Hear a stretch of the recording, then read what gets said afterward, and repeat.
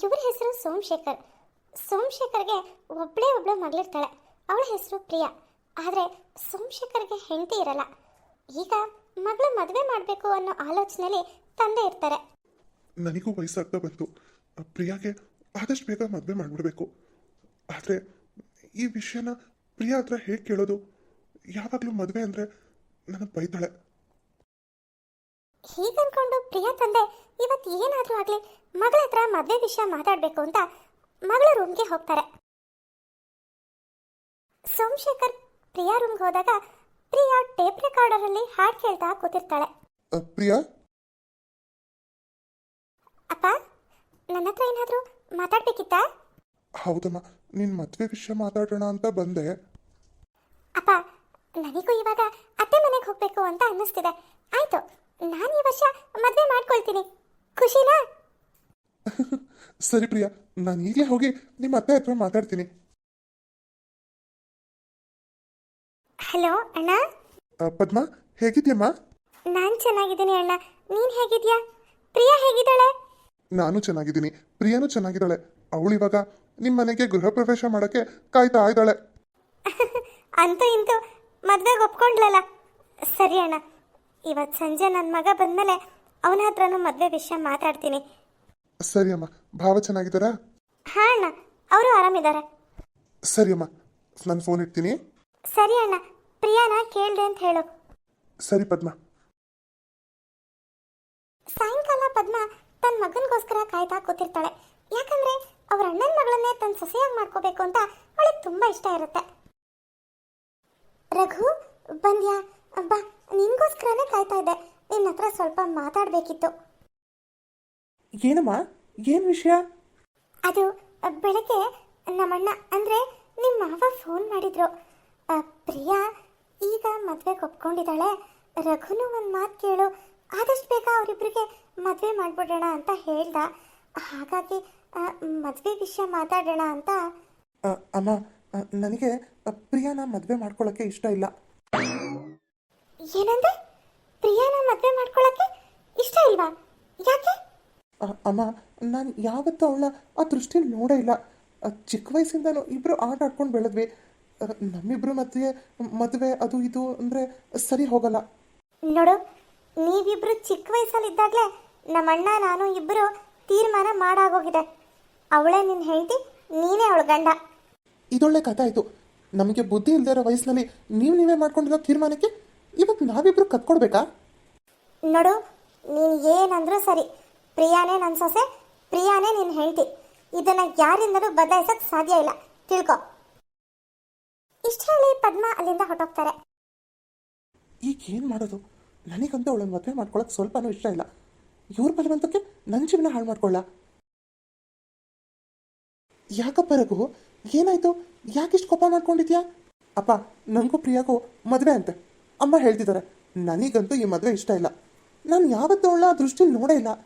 ನಾವಿಬ್ಬರು ಚಿಕ್ಕವರಿದ್ದಾಗ ಅಮ್ಮ ಅವರಣ್ಣ ಇಬ್ಬರು ಸೇರ್ಕೊಂಡು ಮಾಡಿರೋ ತೀರ್ಮಾನಕ್ಕೆ ನಮ್ಮ ಲೈಫ್ ಹಾಳು ಮಾಡ್ಕೊಳಕ್ಕಾಗುತ್ತಾ? ನೀನು ಹೇಳು. ಸರಿ, ನಾನು ಅವಳ ಹತ್ರ ಮಾತಾಡ್ತೀನಿ. ಈಗ ತಾನೇ ಆಫೀಸಿಂದ ಸುಸ್ತಾಗಿ ಬಂದಿದ್ಯಾ, ಹೋಗು, ಸ್ವಲ್ಪ ಹೊತ್ತು ರೆಸ್ಟ್ ತಗೋ ಹೋಗು. ಬೇಡ, ನಾನೊಂದು ಸ್ವಲ್ಪ ಹೊತ್ತು ಆಚೆ ಹೋಗಿ ಬರ್ತೀನಿ. ನನಗಿವಾಗ ಮನಸ್ಸು ಸರಿ ಇಲ್ಲ. ಪದ್ಮಾ, ಪದ್ಮಾ. ಅಲ್ಲ ಕಣೆ ರಘು, ಈಗಿನ್ನೂ ಆಫೀಸ್ ಮುಗಿಸ್ಕೊಂಡು ಮನೆಗೆ ಬಂದಿರ್ತಾನೆ. ಈ ವಿಷಯನ ತಕ್ಷಣ ಅವನ ಹತ್ರ ಮಾತಾಡ್ಬೇಕಾಗಿತ್ತ ನೀನು? ಯಾವಾಗ ಮಾತಾಡಿದ್ರೇನು, ವಿಷಯ ಎಲ್ಲ ಒಂದೇ ತಾನೇ. ಸರಿ ಬಿಡು, ಆದರೆ ಅವನಿಗೆ ಮದುವೆ ಇಷ್ಟ ಇಲ್ವಂತಲ್ಲ. ನೋಡು ಪದ್ಮಾ, ನೀನು ಯಾಕೆ ನಿಮ್ಮ ಅಣ್ಣನ ಮಗಳನ್ನೇ ಸೊಸೆಯಾಗಿ ತಂದ್ಕೋಬೇಕು ಅಂತ ಅನ್ಕೋತಿದ್ಯಾ ಅಂತ ನನಗೆ ಚೆನ್ನಾಗಿ ಗೊತ್ತು. ಯಾಕಂದರೆ ಪಾಪ ನಿಮ್ಮ ಅತ್ತಿಗೆ ಹೋದ್ಮೇಲೆ ನಿಮ್ಮ ಅಣ್ಣ ಅವಳನ್ನು ತುಂಬ ಕಷ್ಟಪಟ್ಟು ಸಾಕಿದ್ದಾನೆ. ಅವಳಿಗೂ ಒಂದು ನೆಲೆ ಸಿಗುತ್ತೆ ಅಂತ, ಸಂಬಂಧ ಉಳಿಯುತ್ತೆ ಅಂತ ನೀನು ಯೋಚನೆ ಮಾಡಿರೋದ್ರಲ್ಲಿ ತಪ್ಪಿಲ್ಲ. ಆದರೆ ರಘುಗೂ ಇಷ್ಟ ಇರಬೇಕಲ್ವಾ? ಬಲವಂತದ ಮದುವೆ ಆಗಬಾರ್ದು. ನೀವು ಸುಮ್ಮನೆ ಇರ್ರಿ. ಎಂತ ಬಲವಂತ ಅನ್ರಿ? ನಾವು ಚಿಕ್ಕ ವಯಸ್ಸಿಂದ ಅವನ ಎದುರುಗಡೆನೆ ಹೇಳ್ಕೊಂಡು ಬರ್ತಾ ಇದೀವಿ ತಾನೆ. ಯಾವತ್ತಿದ್ರು ಪ್ರಿಯಾನೇ ಈ ಮನೆ ಸೊಸೆ ಅಂತ. ಈಗ ಹೇಳ್ತಾ ಇದ್ದಾನೆ ಅವಳನ್ನ ಯಾವತ್ತೂ ಆ ದೃಷ್ಟಿಯಿಂದ ನೋಡೇ ಇಲ್ಲ ಅಂತ. ನೋಡಿ, ಇದೆಲ್ಲ ನನಗೆ ಗೊತ್ತಿಲ್ಲ. ನಾನಂತೂ ನಮ್ಮ ಅಣ್ಣಂಗೆ ಮಾತು ಕೊಟ್ಟಾಗಿದೆ, ಪ್ರಿಯಾನೇ ನನ್ನ ಸೊಸೆ ಅಷ್ಟೆ. ಈ ಕಡೆ ರಘು ನಮ್ಮಮ್ಮ ಎಷ್ಟು ಹೇಳಿದ್ರು ನನ್ನ ಅರ್ಥನೇ ಮಾಡ್ಕೊಳ್ತಾ ಇಲ್ವಲ್ಲ ಅಂತ ಬೇಜಾರು ಮಾಡ್ಕೊಂಡು ಕೂತಿರ್ತಾನೆ. ಅಲ್ಲ, ಈ ಅಮ್ಮಂಗೆ ಬುದ್ಧಿ ಬೇಡವಾ? ಏನೋ ಚಿಕ್ಕ ವಯಸ್ಸಲ್ಲಿ ಮಾತಾಡ್ಕೊಂಡಿರ್ಬೋದು, ಆದರೆ ಅದೇ ನಡಿಬೇಕು ಅಂದರೆ ಹೇಗೆ? ಇವಾಗ ನಾನು ಏನು ಮಾಡಲಿ? ಈ ಮದುವೆನ ಹೇಗಾದರೂ ತಪ್ಪಿಸ್ಬೇಕಲ್ಲ.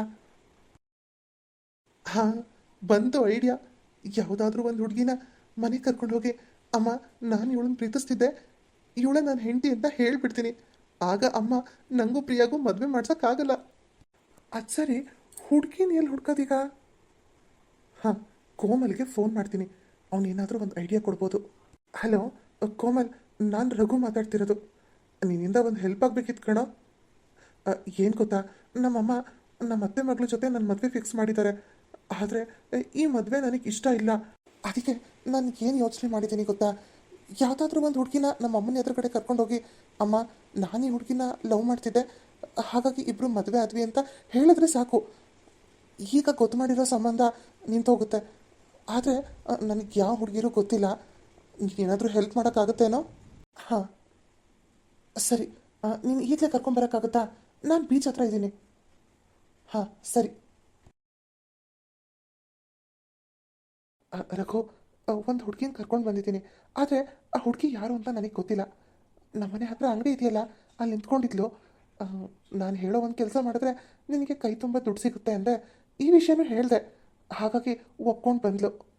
ಥ್ಯಾಂಕ್ಸ್ ಕಣೋ. ನಮ್ಮ ಅಮ್ಮನ ಎದುರುಗಡೆ ಕರ್ಕೊಂಡು ಹೋಗೋಕ್ಕೆ ನನಗೊಂದು ಹುಡುಗಿ ಬೇಕಿತ್ತು ಅಷ್ಟೇ. ಅವಳ ಹೆಸರೇನು? ಮಂದಾಕಿನಿ. ಮಂದಾಕಿನಿ ಅವರೇ,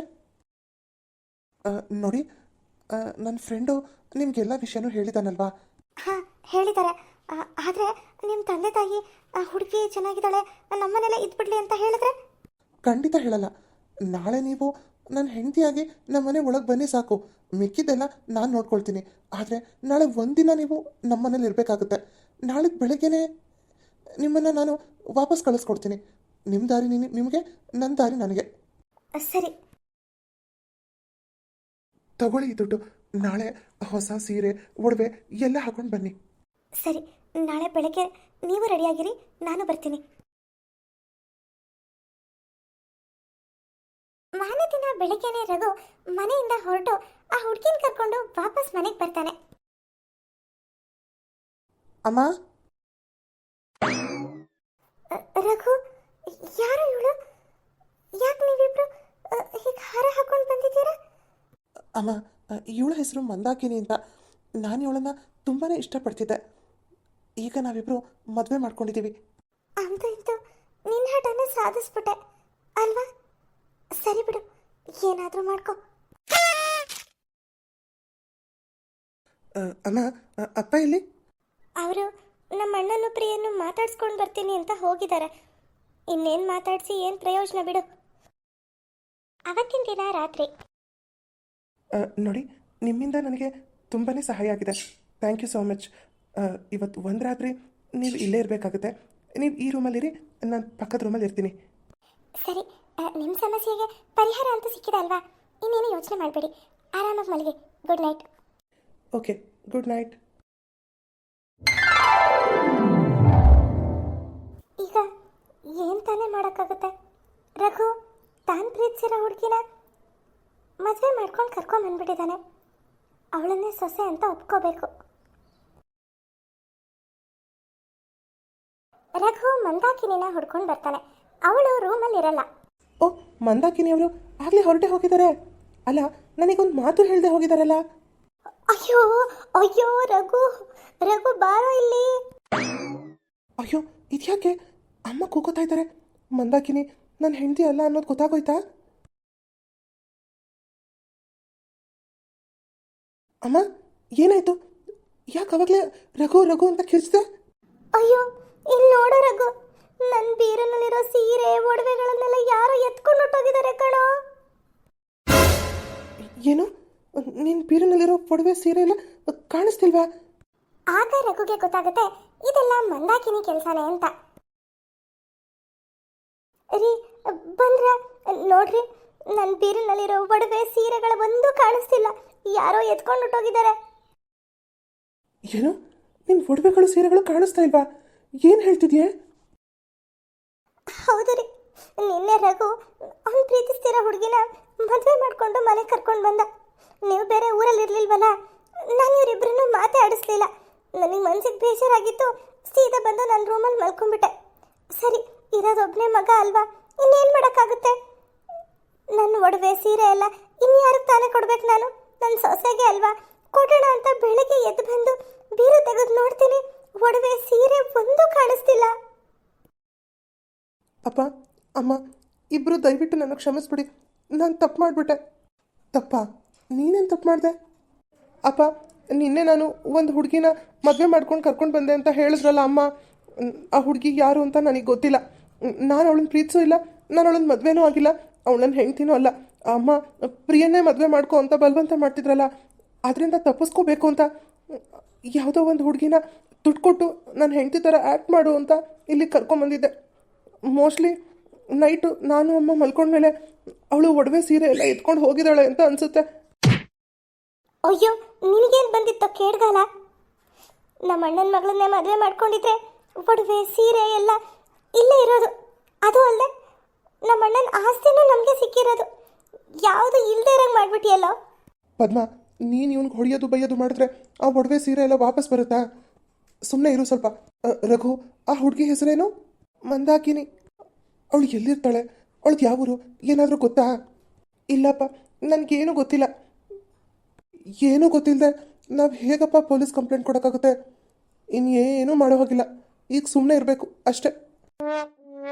ನೋಡಿದಲ್ವಾ ಫ್ರೆಂಡ್ಸ್, ಇವತ್ತಿನ ಈ ವಿಡಿಯೋ ನಿಮಗೆ ಸ್ವಲ್ಪನಾದರೂ ಇಷ್ಟ ಆಗಿದ್ರೆ ಪ್ಲೀಸ್ ನಮ್ಮ ಚಾನಲ್ನ ಸಬ್ಸ್ಕ್ರೈಬ್ ಮಾಡಿ, ಹಾಗೆ ಲೈಕ್ ಮಾಡಿ, ಶೇರ್ ಮಾಡಿ, ಕಮೆಂಟ್ ಮಾಡಿ.